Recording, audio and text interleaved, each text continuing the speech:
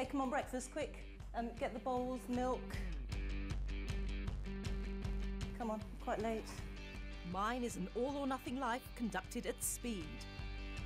I never have much time to chat to neighbours, I never get time to sit in a local cafe, and I certainly never get enough sleep. My jam-packed life isn't untypical. The majority of us complain about too much work and a lack of time. Being constantly on the go has become the norm. We're working on average an hour or two less than we used to 40 years ago, but it just doesn't feel that way. We can all work more flexibly now, thanks to internet and email. But it also means we're never off duty. All right, I've written it that way there. Splendid, lovely, thanks a lot, I'll record.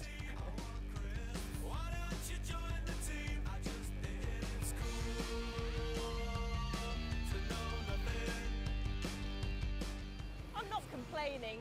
I've had great opportunities that maybe as a woman I wouldn't have had 50 years ago. And I also really value having a role in a wider sphere than just the home. But is a life led at this pace really healthy? So many people complain about feeling anxious and stressed and simply overwhelmed by the endless list of tasks they have to perform. And I know that I myself can get impatient and a bit intolerant sometimes. But this is what you've got to do if you want to lead a good and successful life, right? Well, maybe not. Maybe there is some other way of being. I just overheard what you were saying, and I think maybe I can help. I think what you need is a slow makeover. OK, show me how. So how come we're on the ice, Carl? I thought we were meant to be slowing down. Well, I am not an extremist of slow. I love speed. I think there are times when speed is exactly what you want. Being on the ice is one of those times. You want to cut loose, unleash, and enjoy going fast. So my timetable is absolutely jam-packed. How would you advise me to slow down? Because I've got so much to do. Well, for most of us, it's just do less. You know, we're trying to do way too many things, so line up all the stuff you have for a week and start cutting from the bottom, from what's least important to you. Switch off the gadgets, turn off the smartphones, turn off the Wi-Fi, and just have moments when you can recharge, reflect, get away from that speed and distraction. So I'm halfway towards a new me, but it's all very well being given an individual makeover. I'm curious to know what life might be like in a place where modern life really isn't killing people, where things really are more genuinely chilled.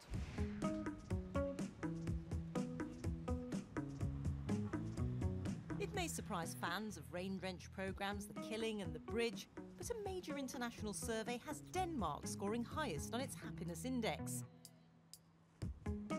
Perhaps it's all the top drama they consume, but maybe they could teach me a thing or two about slowing down. So why isn't modern life killing the Danes? It clearly isn't, because they're also blooming happy. Well, they work on average fewer hours than we do, although they earn less than we do too.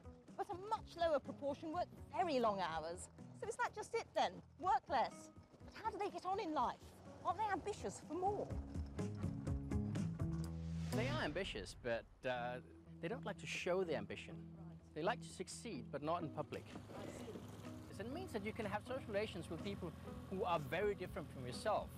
So you play golf with a dustman, or you're in a tennis club with someone living a completely different life that you do. People don't take it seriously.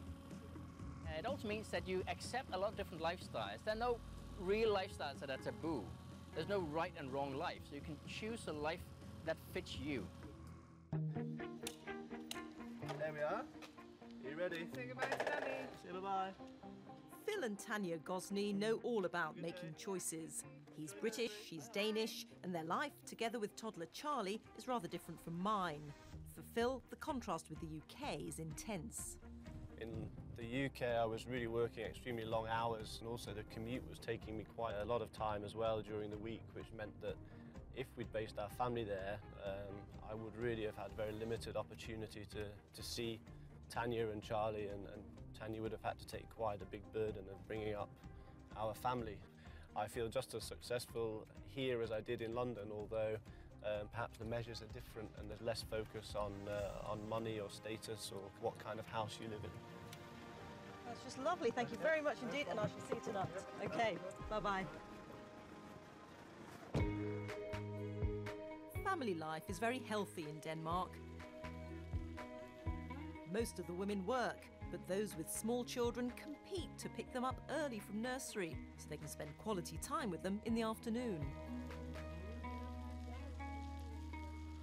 Danes seem more contented than the British. Material wealth, or at least flaunting it, just doesn't seem so important. You don't often see fancy cars, the houses are more modest.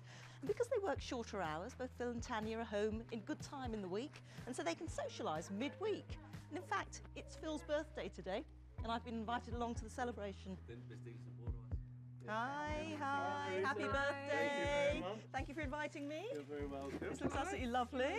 Do you want a glass of champagne? Little one? Go on then, I am slowing down after all. That will be absolutely lovely, thank you. I think modern life in the UK is sort of killing us slowly, really. It's so stressful.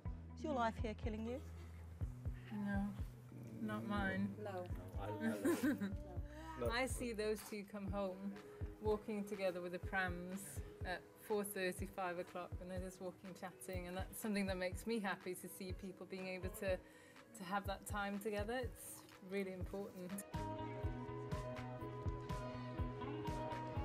Could I live in a society like Denmark's? Sure. Could I live a healthier, less killing Danish life in the UK? Tricky, given that everyone there is so intent on achievement. But in the competitive rat race of British life, it clearly is possible to learn a few lessons from the Danes and from slowing down. The pace of modern life really is overwhelming sometimes, but my own personal slow fight back has begun.